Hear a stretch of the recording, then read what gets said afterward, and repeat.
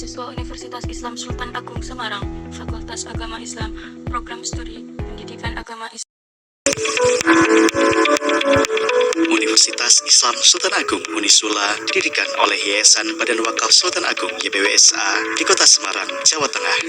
Universitas yang berdiri megah di atas lahan 40 hektar di kawasan strategis Pantura Semarang tersebut terus tumbuh dan berkembang, berkontribusi penting mencerdaskan kehidupan bangsa. Video ini bertujuan untuk memenuhi tugas mata kuliah Sejarah Pendidikan Islam yang diampu oleh Bapak Muhammad Farhan SPDI SHUM MPDI. Sebelum penjelasan materi, perkenalkan kelompok kami terlebih dahulu. Nama saya Khalifah Astria Ningsih dengan NIM 315023000069. Saya Halisatu Nabila, NIM 315023000062. Saya Utami Susilowati dengan NIM 315023000081. Saya Sania Ifada dengan NIM 3150230074. Latar belakang dari dinasti Mughal. Dinasti Mughal berasal dari kata Mughal. Dinasti Mughal merupakan salah satu warisan peradaban Islam di India. Dinasti ini merupakan kelanjutan dari Kesultanan Delhi yang melalui perjuangan yang panjang, hingga akhirnya terbentuk sebuah dinasti yang memusat, yang merupakan suatu usaha membentuk sebuah kultur Islam yang didasarkan pada sebuah sintesa antara warisan Persia dan bangsa India. Perkembangan sebuah peradaban dinasti Mughal ini tentunya sebuah proses yang tidak terlepas dari sistem dan kelembagaan pendidikan. Sejarah berdirinya dinasti Mughal didirikan pada tahun 1526 sampai 1530 Masehi oleh Zahiruddin Babur. Beliau berhasil menguasai Punjab dan meneruskannya ke ibu kota Delhi. Pada tahun 1526 sampai 1707 Masehi, kerajaan Mughal mulai berkuasa. Lalu pada tahun 1555 sampai 1556 Masehi, Nasiruddin Humayun yang dikenal dengan nama Humayun, putra dari Zahiruddin Babur, memegang kekuasaan Mughal setelah ayahnya. Di dalam sejarah dinasti Mughal, setelah kepemimpinan Humayun, ada dua penguasa yang paling berpengaruh, yaitu Akbar Khan dan Aurangzeb. Mereka memerintah dalam dekade yang berbeda. Akbar mengembangkan pola Islam sinkretis dan Aurangzeb mengembangkan pola Islam Puritan. Pada masa Aurangzeb, Islam memiliki wajah yang tampak lebih dominan.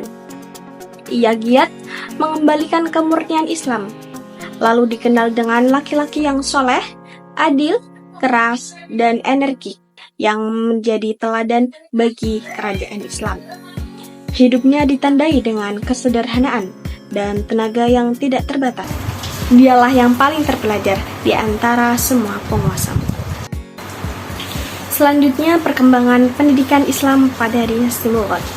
Pada masa kerajaan Islam Mughal ini, pendidikan memperoleh perhatian yang cukup besar, yang memiliki dua fase. Yang pertama fase klasik dan yang kedua fase modern. Fase klasik jauh lebih kompleks pendidikannya, khususnya dalam bidang intelektual seperti keilmuagamaan, politik, peradaban, dan kebudayaan seperti bidang ilmu pengetahuan dan filsafat. Lalu pada fase modern, ilmu keagamaan umat Islam hanya melakukan taklid kepada imam-imam besar yang lahir pada masa klasik, yang memiliki pemikiran yang bebas mandiri. Ijtihadnya berada dalam batas mazhab tertentu. Baik, selanjutnya yaitu lembaga pendidikan. Yang pertama ada pendidikan dasar. Bidang ilmu yang dipelajari adalah pendidikan agama. Selanjutnya ada madrasah. Bidang ilmu yang dipelajari adalah pendidikan moral. Universitas, bidang ilmu yang dipelajari adalah pendidikan profesi.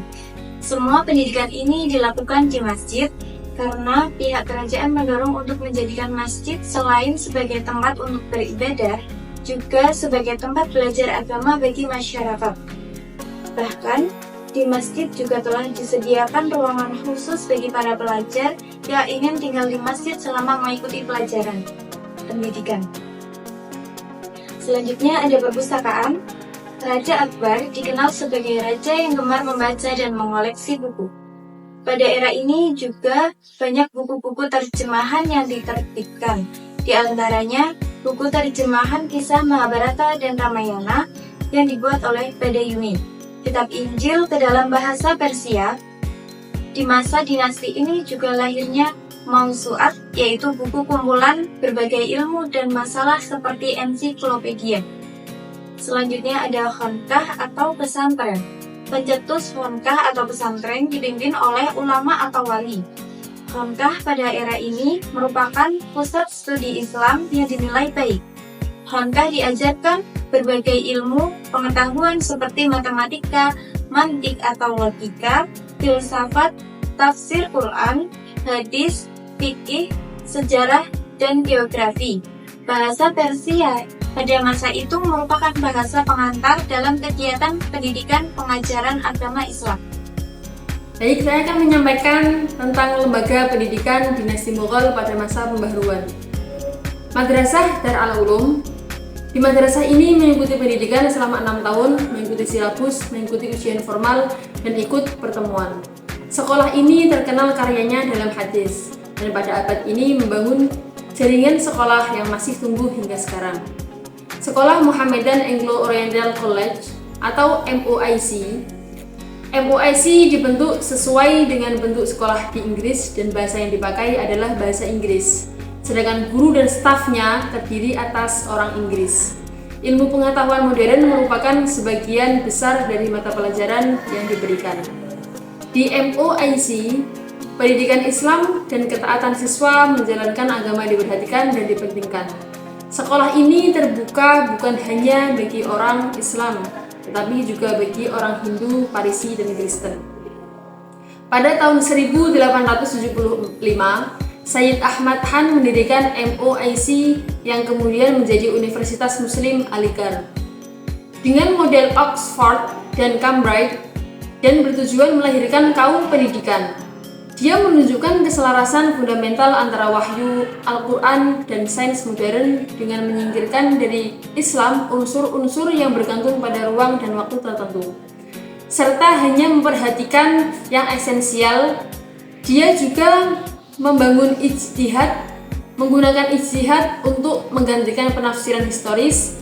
Kemudian gerakan Aligarh disebabkan adanya mata pelajaran umum seperti ilmu alam, filsafat, humaniora, dan sebagainya.